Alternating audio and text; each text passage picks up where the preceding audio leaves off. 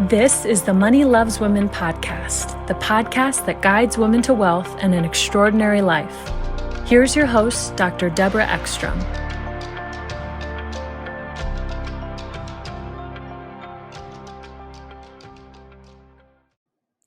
This is Dr. Ekstrom for the Money Loves Women podcast. I'd like to welcome Lynne Benzie. And Lynne has had an interesting career trading in multiple areas, but mostly she's been in the media industry. Her career started in the United Kingdom in engineering, and then she migrated to Australia in '79, and she developed a diverse background in insurance, finance, legal, building and information technology, and then she got a position with EMI Records in promotion and marketing. So, Lynne, you've done a lot of really interesting things, and I can't wait to hear about it. She joined the Village Roadshow Studios in 1990 and ascended through the ranks, and eventually became studio manager and then vice president of studios operations, and got promoted to president of the studios. And right now she's got a very busy job she's going to tell us about out in Australia, and she comes to us today from Australia. So welcome, Lynne. Thanks for coming on the show. Thank you, Deborah, and I appreciate taking the time to have a chat with me. Excellent. Tell us a little bit about your growing up years, what influenced you, and how you landed in the UK. Oh, wow. It's just, my sister used to travel away quite a bit, in different seasons, going on holiday. And then one year, a group of them decided to come to Australia. I was still back in the UK. And my mum and dad said, "Why don't you go?" And no, I don't want to go. I've never been on a plane, never left my family, and couldn't think of anything worse going so far. Anyway, I ended up going on the plane, and I came to Australia and never went back. You loved it? Yes, absolutely. It's a beautiful place. Well, it's different than the UK for sure. Yes, and I moved it because originally I was in Sydney when I first arrived. I went to live in Melbourne for a few years, and Melbourne's fantastic, but the weather for me is just in winter is just too much. So I migrated to Queensland, where at the moment our weather is a bit like LA. It's beautiful one day, perfect the next. Not bad. Although they've had a little spate of tough weather this year. But anyway, not tough like the East Coast here in the United States, though. So did you grow up in the UK? And tell us a little bit about that. I did. My mum and dad, my mum originally was a family of 10 in her family. And my dad originally was from Scotland. And he went to join the Navy when he lied about his age so he could get in. So I think he was underage, a year younger. He was in the Navy for a number of years and met my mum. And then my sister came along, who she's 5 years older than me, Janine. She's back in the UK now. And then I came along afterwards. So it's just been the both of us. So for me, because as I was growing up, I was bullied a lot at school. Wearing glasses back then wasn't the thing to do, which is really trendy for people to wear now. They're very supportive for me. And for me, they never judged me in anything I did. Yes, I had to go and get a second job for pocket money when I was old enough to working in the shoe shop. I think that's where my love of shoes came along.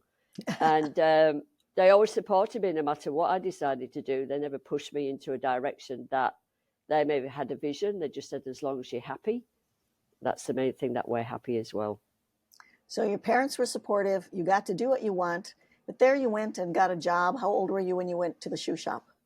I would have been, I think 16. I remember because my sister was already out working on weekends, and they said, well, if you want us to continue giving you like pocket money, what we call in the UK, you have to go and get yourself a second job to sort of help. So I worked in a shoe shop for a couple of weeks. Unfortunately, I got fired because people are asking me about the shoes I was wearing, which were not from the shoe shop that I worked in.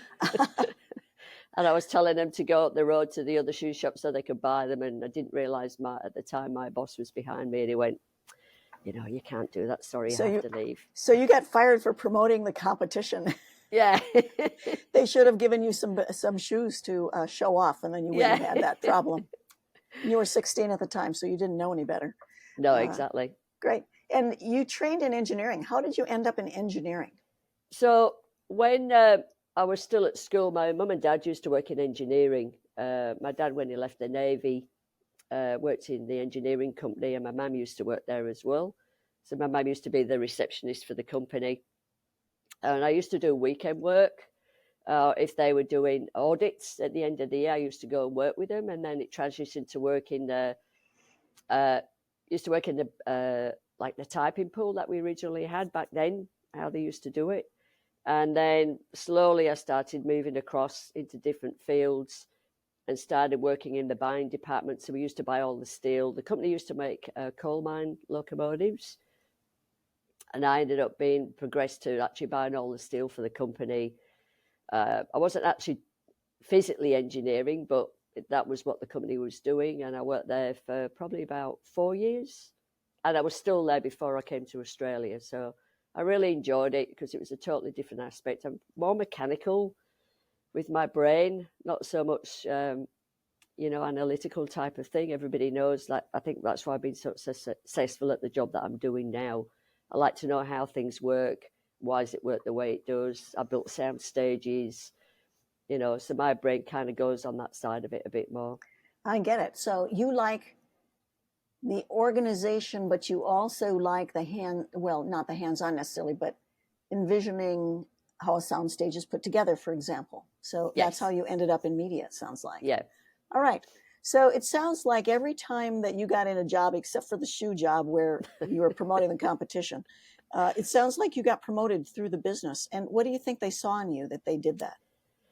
It's funny, I've asked that question myself a few times. I don't know whether it's just my drive and determination and the passion that I seem to have with every job that I've done over the years. When I came to Australia and I worked for EMI Records, I was originally working in sales department as their PA. And then I was promoted up to the executive department, working for 2 executives up there as a PA. It is a question I keep asking myself all the time. Sometimes it's like they obviously see something in me. And I think it's because every job that I've done, I've been so passionate and determined and interested in what the company does, not just, well, that's just my job, that's the lane I need to stay in. I want to know why it works the way it does, what's the reason for it, what can we do, how can we move forward. And I think being at school, when I used to be bullied, I think you have to have a different mindset as you start to grow up, because that followed me for quite a number of years of going, I can do this and being confident in myself. The bullying was only because I used to wear glasses. So it wasn't to do with anything else. But I think that kind of pushed me in a different direction as well, to be a lot more stronger in the environments I work in. Because some of the industries I've worked in are very male dominated as well. So you have to be, as we all know, different mindset and how you approach things as well. So I think I've been very lucky. It's absolutely true that you've worked in industries that are male dominated. I mean, steel for locomotives, for example, it sounds like it'd be very male, but so is the media industry and the record industry and the insurance, finance, legal, all of that is very male dominated. So how did you navigate through that? I mean, you said perseverance, strong interest. Did you feel like you needed to prove yourself? Or I think it's funny when I worked in engineering, because we used to, full enough, work on the shop floor, and there used to be probably about 500 people that used to work there. And every morning you had to walk through the whole shop floor, through everybody to get to your office where it used to be. I was very lucky because my father worked there. So they all used to know my dad's name was Stan Benzie. And they always say that Stan Benzie's daughter, don't pick on her, don't shout at her, don't play jokes on her, just let her go to the office. I was quite lucky. I think that helped me quite a bit, because I used to see what they used to do when the other people used to walk through, and it was like I was very lucky. But you're right, I think there's a part of me, and I don't want to say I have to prove myself, because I believe where I am today is being through my determination and vision and passion. But there are at times that I've had to prove myself, because questions have been raised. She doesn't really know what she's doing. And I think that's why I always look at different avenues, like, the air conditioning, why does it work the way it does? How does it work? So then I can hold my conversations with the technical department. And yes, I think there is a part of that still in me at some point, and I think it's an everyday thing through the years. I think I'm obviously well recognised because I've been with the company for so long now, but there are still aspects that dealing when I built sound stages, dealing with builders. You know, I've got 5 foot 1 inch person with the best shoes on the planet that everybody talks about. What would I possibly know about building a sound stage? So they've all found out the hard way. That's good. That's good information. I can see you have an engineer's brain. Yes. Couple of things. First of all, you're very curious. You Yes. want to know how things work. And the second thing is, once you know how things work, you want to solve problems. Yes. And there's never any shortage of people needed in any company who are curious, want to know how things work, and then can solve problems. Yes. So it's theme and variation, it sounds like, in your life. So when they said, what does she know about a sound stage, building a sound stage? You went to the university to figure it out, it sounds like. Yeah. And I'm at all of it. When I was still at school, I was very lucky at the time. I did go to, I don't know what they call it in America, business college. It's a bit like TAFE in Australia. My mum and dad, unbeknownst to me at the time, because they weren't very, they weren't wealthy or anything, they got a loan so I could go to business school for a year and do commerce and English, and I'm not sure whether that helped me later on in life, but they saw potential on a certain level and wanted to give me a bit of an opportunity. But I'm self-taught.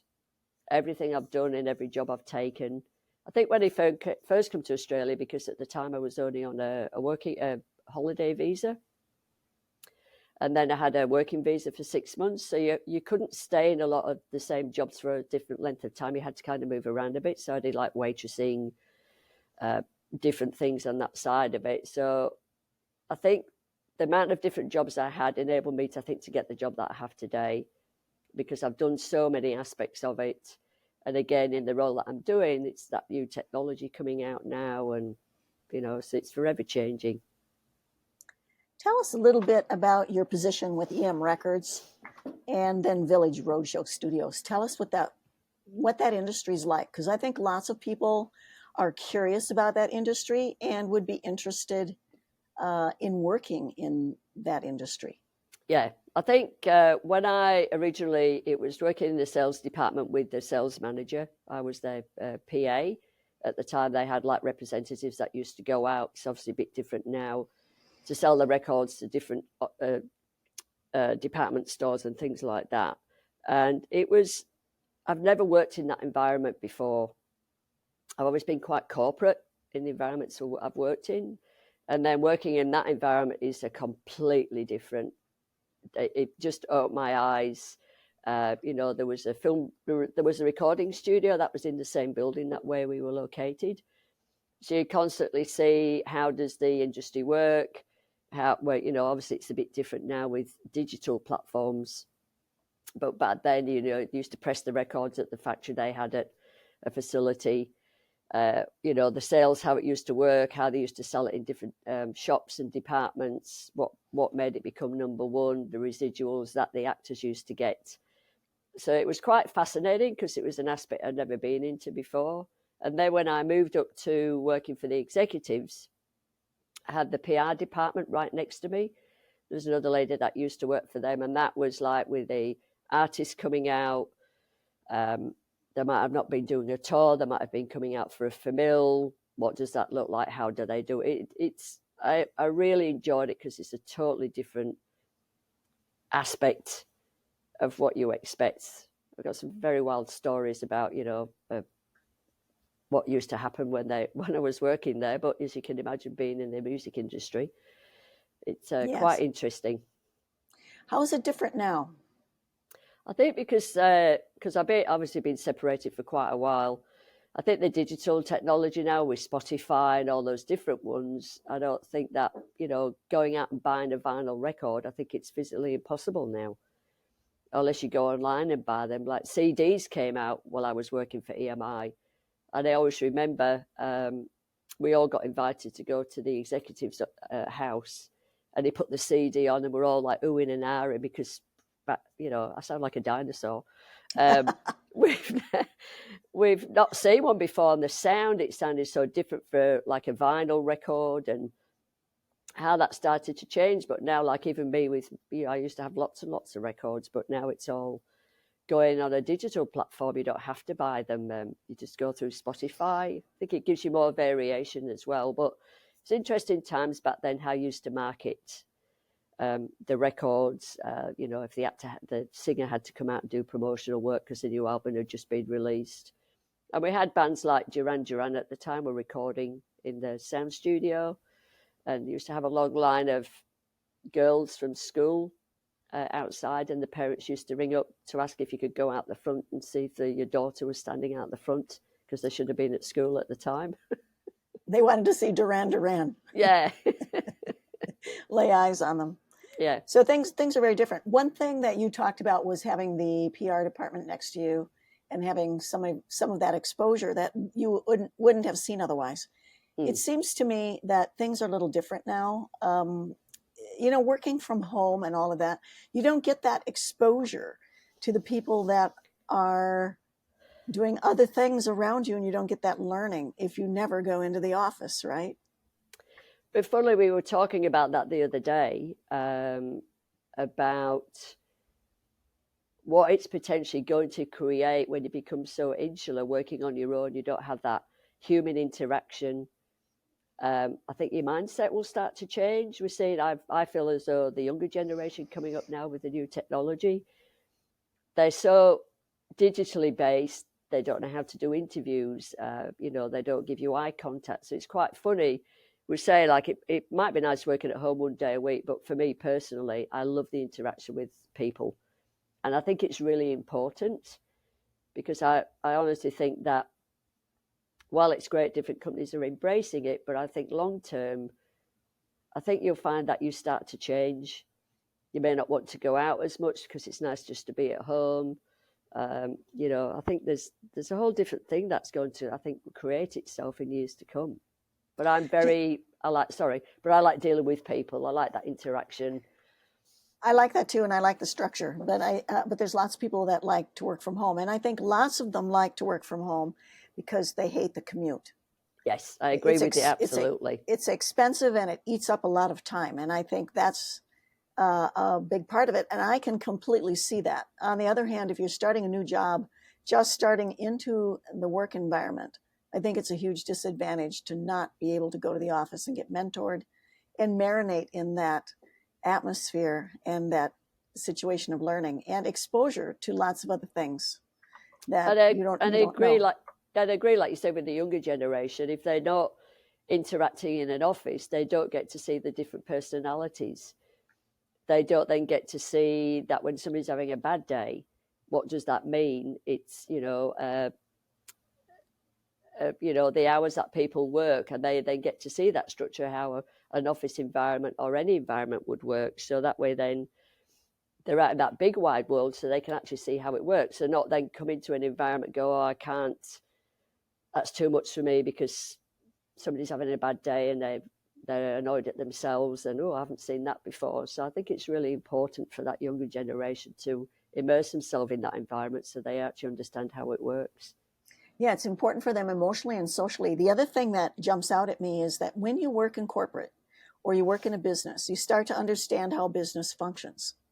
And it's so critically important, if you're going to be a good investor, to know how businesses work. So since business is our greatest way of wealth building, if you own a business, or if you work in a business and help make that business successful, you also get compensated well. And that's another way to grow your wealth and then to be able to invest it.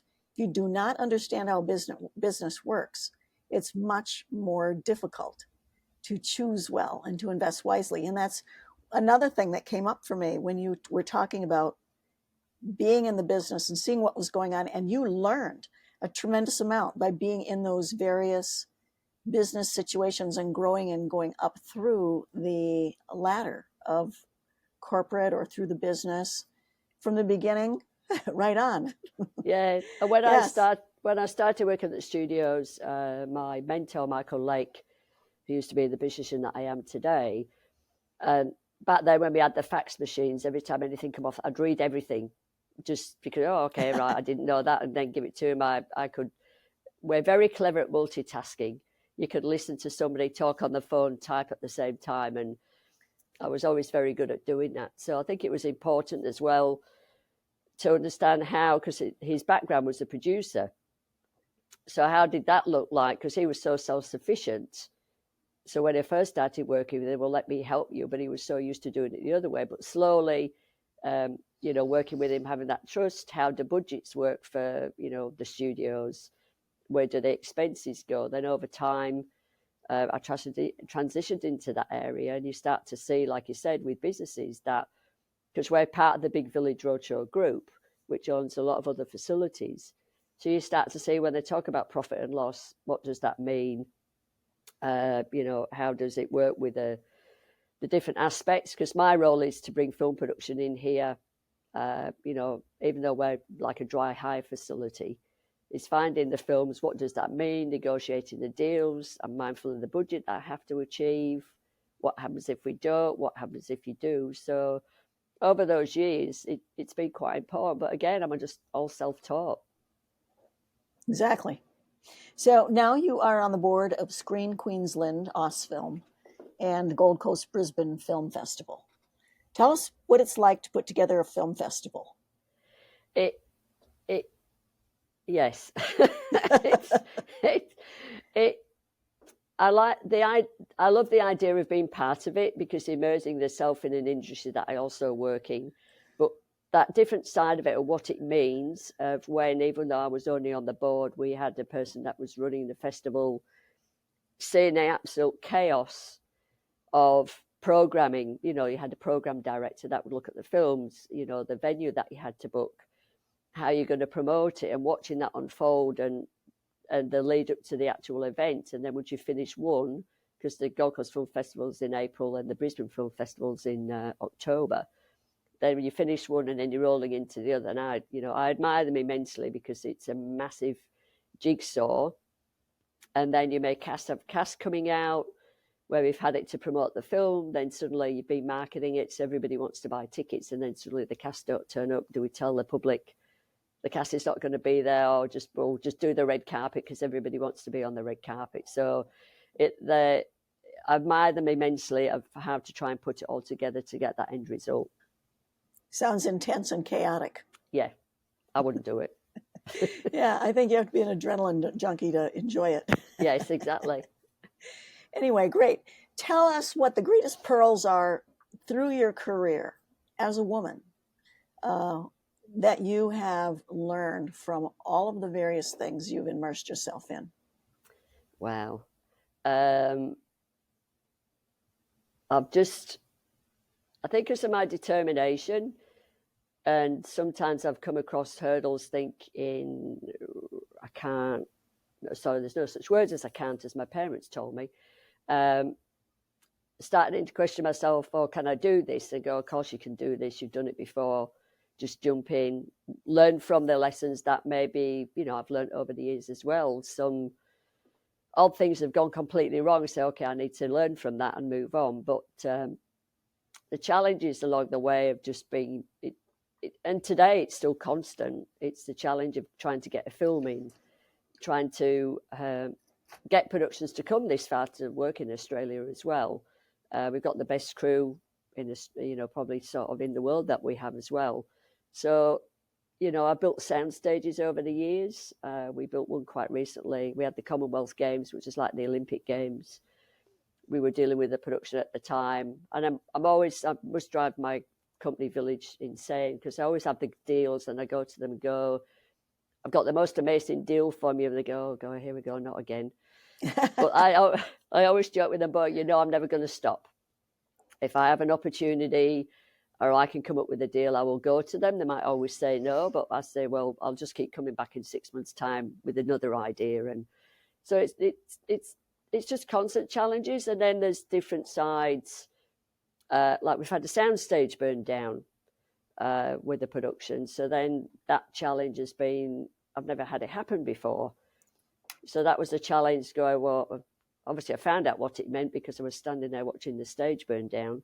But then what does it mean after the fact, and dealing with the different side with insurance and looking at what happened.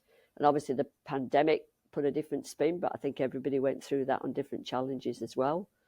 And then now you then have your emotional side, working with staff. I think in my whole role, I think that's probably the hardest thing that you ever have to do, because you want to create a great environment, make sure the staff work well, they're happy, and because we're part of the one big company, they're very proactive on well-being. They have, they're very good at that side of it, which is great. So the challenges are so different. There's not one that I could say. Chasing the film coming in is a different mindset. And then having a stage burn down. And we've had a flood at one point in the middle of a production, so I had to deal with that as well. And then you got the other side of it, which is the people's side, because working with films here, we're always wrong, they're always right. When I've had staff over the years that said, what you just need to remember, it's all about the film, because they're very passionate. They've got deadlines to meet, fantastic people, amazing, very creative. But it always seems to be our fault, even if it's not our fault, but you just go along with it, smile, and you may get moments that you go, okay, you've pushed my buttons too far, but at the end of the day, they've had an amazing experience and they come back. So what I've heard you say is learn from your challenges, first of all, or learn even from your failures. Yeah, yes. So every failure has some great things you can learn from. Sometimes people tell me their failures are their biggest learning experiences. Then You said be persistent. And what I noticed, if you showed if one idea didn't fly, try another one. Yeah. And rise to your challenges, because unexpected things are going to happen, and sometimes they look like catastrophes. Gain skills and working with the staff and the people side, and keep their well-being in mind. And then if somebody blames you, don't take it personally. Just let it kind of roll off your back and go to the next thing. So that's all. I think that's a diplomacy skill, honestly. So you've got diplomacy skills on top of everything else. So these are really, really good points, I think. I want to ask you one last question from your experience and your wisdom. If you were going to give women one actionable piece of advice or counsel such that they could make themselves more successful right here and now, what would you say? Believe in yourself, and failure doesn't mean that you're weak. Failure is, I don't call it failure, it's a learning curve to develop yourself onto a different platform that will increase your skills. But I think it's just believing in yourself, because sometimes other people don't. And how do you rise above that? And like I said, so I can't put it in one word because there's so many. It's just that it's a hard journey, and because in my role, it's probably a job that 4 people should do. So, but I just do all of it.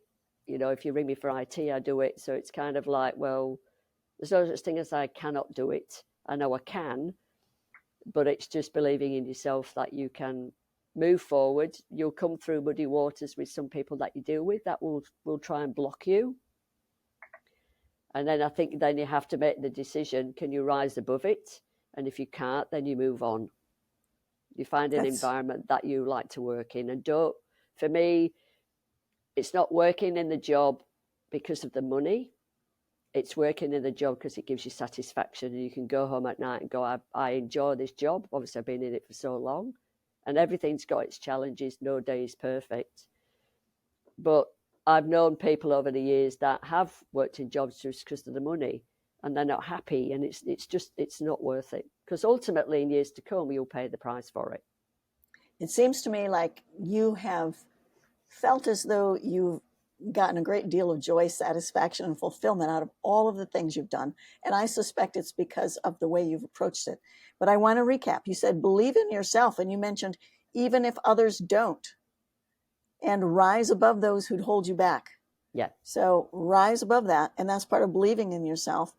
And then always say that you can. So that's part of believing in yourself. And the other thing you said that I think is so very important and hard to sometimes deal with when it happens. Failure is a learning opportunity to grow and increase your skill and increase as a person. So I think that's really important.